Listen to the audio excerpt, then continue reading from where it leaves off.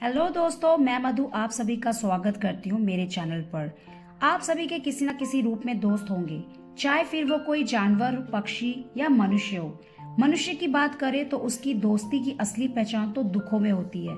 इसी पर आधारित कहानी मेरी जुबानी। एक व्यक्ति था, उसके 3 मित्र थे। पहला, जिससे वे प्रतिदिन मिलता था। दूसरा, जिसे वे प्यार करता था अवश्य, पर मिलता था 1-2 सप्ताह में। और तीसरा, जिसे वे महीनों के बाद कभी कभी मिलता था। एक बार इस व्यक्ति पर मुकदमा बन गया। वकील ने कहा, मुकदमा बहुत सख्त है, तो ऐसा गवाह तैयार करो जो कहे कि तुम्हें जानता है और तुम पर लगे आरोप को गलत समझता है। वह व्यक्ति अपने पहले मित्र के पास गया, बोला, मेरे साथ तुम चलकर मेरे पक्ष में गवाही दो। मित्र ने कहा, देखो भाई, तुम्हारी मेरी मित्रता अवश्य है, लेकिन गवाही देने के लिए मैं तुम्हारे साथ एक पग भी नहीं जा सकता। यह व्यक्ति बहुत निराश हुआ, दुखी भी हुआ। तभी उसे दूसरे मित्र का विचार आया।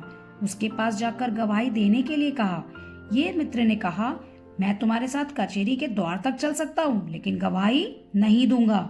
ये फिर दुखी हुआ। फिर उसे अपने तीसरे मित्र का ख्याल आया, जिसे वह महीनों बाद थोड़ी देर के लिए मिलता था। उसे अपनी बात कही।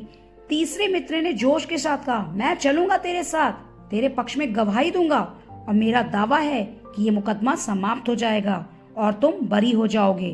परंतु वह मित्र कौन है? वह है आत्मा।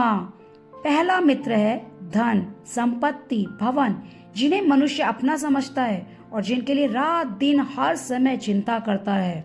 दूसरा मित्र है ये संबंधी, रिश्तेदार, पत्नी, बच्चे, भाई, बहन, जिसके लिए मनुष्य प्रत्येक कष्ट उठाता है। तीसरा मित्र है प्रभु प्रेम और शुभ कर्म, जो प्रभु प्रेम के कारण किए जाते हैं। ये थी आज की कहानी, जिसमें हमने सीखा कि दोस्त वो नहीं होते जो रोने पर आते हैं, दोस्त वो होते हैं जो रोने नहीं देते।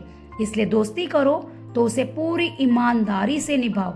आशा करती हूँ कि आपको ये कहानी सुनने में पसंद आई होगी। कमेंट बॉक्स में लिखकर जरूर बताएं और मेरे चैनल को लाइक एंड सब्सक्राइब करें। धन्यवाद।